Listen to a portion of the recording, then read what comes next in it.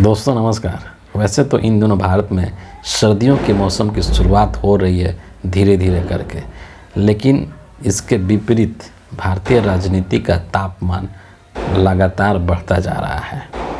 क्यों?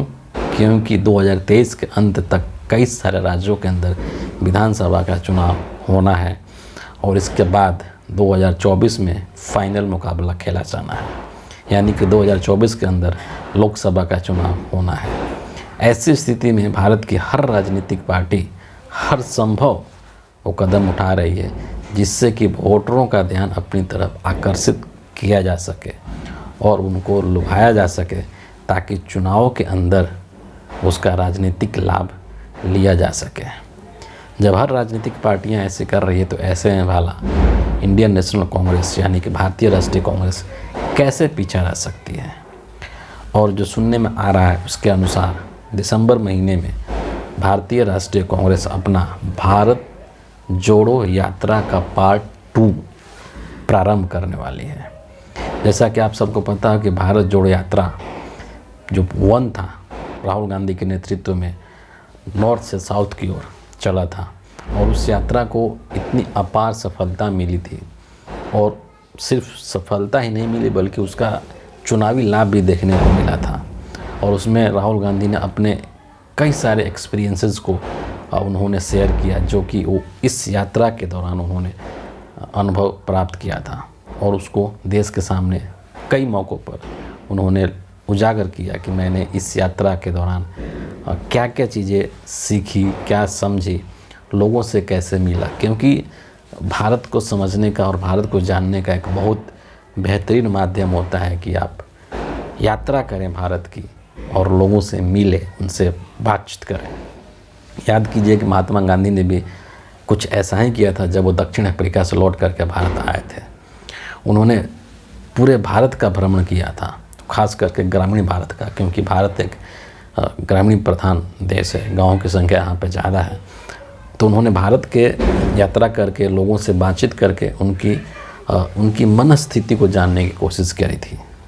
और कुछ वैसा ही भारत जोड़ो यात्रा के पार्ट 1 में राहुल गांधी ने किया था, जब वो हर दिन सैकड़ों हजारों लोगों से मिलते थे अपने पैदल यात्रा के दौरान में, और उसी से खुश होकर के कहिए या उसकी अपार सफलता को देख करके अब जो डिसीज़न लिया गया है कि भारत जोड़ो यात्रा का पार्ट 2 दिसंबर महीने में शुरू हो सकता है, और ये जो यात्रा होगी पूरब से पश्चिम की ओर होगी।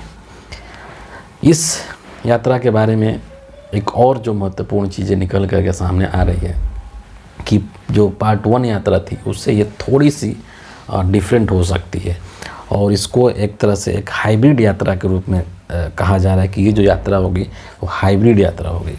हाइब्रिड यात्रा का मतलब ये है कि यात्रा पूर्णतः पैदल नहीं होगी। जैसा कि भारत जोड़ो यात्रा 1 पूर्णतः पैदल था, राहुल गांधी उसमें पूरी तरह से पैदल चले थे, और जितने भी जो भारत यात्री थे जो कि साथ में चल रहे थे या जो लोग साथ में अलग अलग जगहों से जुड़ रहे थे वो सभी बिल्कुल एकदम पैदल चलते थे। लेकिन अभी जो होगा ये इसको हाइब्रिड माना जा रहा है। हाइब्रिड कहने का मतलब कि कुछ यात्रा पैदल कवर की जाएगी और कुछ यात्रा जो गाड़ी से की जाएगी। इसके पीछे वजह 2 हो सकता है, मतलब संभावित वजह। नंबर 1 कि एक सुरक्षा के दृष्टिकोण से भी हो सकता है कि राहुल गांधी की सुरक्षा को लेकर के ऐसा कदम उठाया गया हो, और दूसरी जो एक महत्वपूर्ण कारण है वो हो सकता है कि राहुल गांधी का जो घुटने का दर्द है, उन्होंने इस चीज़ को कई मौक़ों पर सार्वजनिक किया है कि जब यात्रा शुरू हुई थी तो एक पुरानी चोट थी उनके घुटने में, जिसके वजह से उनको काफ़ी परेशानी हो रही थी इस यात्रा को संपन्न करने में, लेकिन फिर भी उन्होंने इस यात्रा को अंजाम तक वो लेकर के गए, इसको पूरा किया।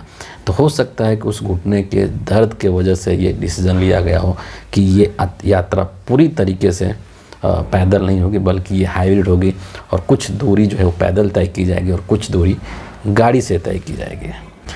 तो कुल मिलाकर के कहना यही है कि अब चुनावी सरगर्मियाँ तेज़ हो रही है, और ऐसे में भारत जोड़ो यात्रा पार्ट 2 जब लेकर के कांग्रेस आ रही है पूरब से पश्चिम की ओर, तो ऐसी स्थिति में जो देश की प्रमुख जो पार्टी है जो कि सत्ता में आसीन है, भारतीय जनता पार्टी, जाहिर सी बात है कि उनके अंदर बौखलाहट और बेचैनी बढ़ने वाले हैं। क्योंकि आपको याद होगा कि जब भारत जोड़ो यात्रा 1 शुरू की गई थी तो किस तरह से बीजेपी ने और भाजपाइयों ने इस यात्रा को रोकने का हर संभव कोशिश किया था।